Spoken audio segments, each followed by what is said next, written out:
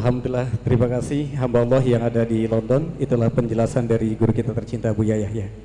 Selanjutnya dari hamba Allah di Bogor, Buya. Assalamualaikum warahmatullahi wabarakatuh.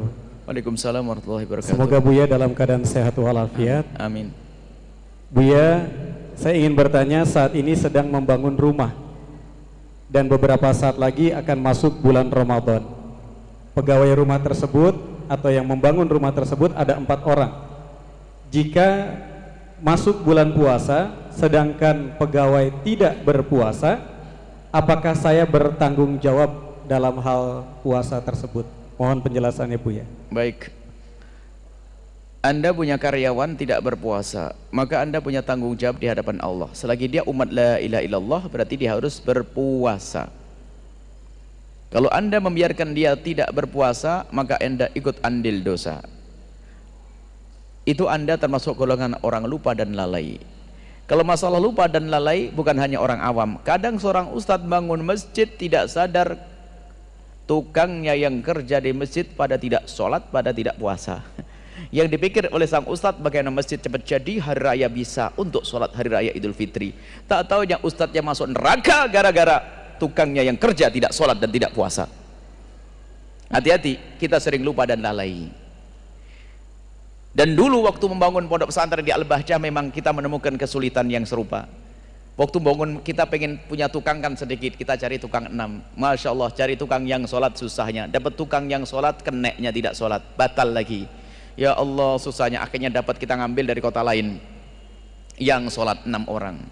Setelah kita dapat tukang 6 yang sholat, Masya Allah, ada orang membantu masjid sama membantu pondok beberapa lokal. Saya hanya mikir, aduh tukangnya bagaimana, ibadah saya aja belum tentu terima, kok saya sudah buat dosa. Saya mikir, saya hanya pesan kepada yang bangun tadi, tolong yang kerja saya tidak mau tahu deh, pokoknya saya pusing cari tukang yang sholat. Jangan-jangan tukang ahli neraka semuanya. Saya ngomong gitu waktu itu. Akhirnya saya ngomong, carikan tukang yang sholat. Tak taunya betul, mandornya sudah ngasih komando, semua yang kerja harus sholat. Subhanallah, dugaan saya kalau tukang ahli neraka salah, ternyata banyak tukang ahli surga. Waktu masjid baru pertama tukang ada 60 orang sama ini, semuanya sholat jamaah.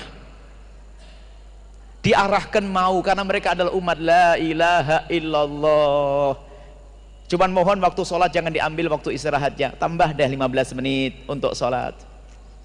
Akhirnya Masya Allah sholat semuanya. Wah, Alhamdulillah sholat, tidak pusing saya kalau itu. Saya bayangin cari 6 saja susah, tatanya Allah kirim 60 tukang ahli surga. Cuman yang nakal juga ada. Ceritanya pas saya di Bogor waktu itu kisahnya, saya masih ingat betul, ada tim yang telepon, Buya ada 2 orang bagian las-las itu nggak mau sholat. Sudah kamu suruh? Sudah Buya. Nyuruhmu salah. Salah gimana Buya? Kalau nyuruh sambil kirim sarung, mungkin dia tidak punya sarung. Baik Buya, balik lagi besok dikasih sarung. Subhanallah, orang memang nekat ya. Sudah dikasih sarung, paling tidak kan sarungnya diambil kan lumayan 50.000. Sarung ditinggal, mending gak sholat, ngerokok, pindah ke satu tempat. Kalau begitu bingung lagi. Hari yang keempatnya kita sampaikan, ini suruh sholat ya, puasa otomatis nanti. Setelah itu kami sampaikan, bilang saja, ini peraturan Buya, bahwasanya semua yang kerja di sini harus sholat. Rupanya dia sedikit cerdas, dia berkata, saya tidak kerja dengan Buya, saya tidak kenal Buya kok. Memang dia kerjanya sama mandornya tadi, bener juga kan dia, saya tidak kerja sama Buya. Wah repot, betul juga ini. Waktu ini teman saya, kalau begitu kamu jangan urusan sama tukang, terus siapa? Kamu urusan sama mandor. Gitu. Dia bilang mandornya itu kan ada, kata Buya, selagi ada 1 orang yang tidak sholat, dibubarin saja deh masjidnya. Nyampe ke bosnya, bosnya tambah cinta dengan kita. Oh bener ini. Akhirnya orang yang tadi dipaksa, kalau tidak mau sholat jangan kerja di sini. Tak taunya akhirnya sholat, justru salah satu dari tukangnya ini anaknya malah di pondok sekarang, waktu itu memasukkan anaknya di pondok. Ini kan perlu diarahkan saja. Oh Anda punya power kok, punya kekuatan, kenapa Anda tidak bisa?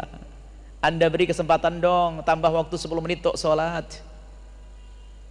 Kalau perlu Anda kasih bonus deh sedekahnya, yang sholat kasih 500 rupiah atau 1000, 2000 kayak. Atau yang puasa, makanya kami sampaikan, kalau puasa tolonglah diringankan, kasih diskon 1 jam deh untuk istirahat. Tadi saya sampaikan di awal, biar bisa puasa. Wah Anda pahalanya gede, meringankan, gak akan mengurangi kerjaan. Tim Al-Bahjah Bogor, Al-Bahjah Cianjur, Al-Bahjah Batam, tolong tukangnya dikasih istirahat tambah 1 jam deh dalam sehari sepanjang bulan Ramadan. Ini sedekah kita untuk dia. Nah, ini perlu seperti itu. Jadi betul, Anda ikut dapat dosa kalau Anda biarkan dia tidak puasa dan tidak sholat. Subhanallah, semoga Allah mengirim kepada kita tukang ahli surga. Semuanya jadi ahli surga. Dia masuk surga pun tidak akan terima kalau sendirian. Ngelihat bosnya, Anda melihat bosnya masuk neraka, ya Allah, saya kerja di dia gara-gara suruh sholat, saya jadi sholat masuk surga, kok dia masuk neraka, ya Allah masukin ke surga dong dia. Gitu nanti.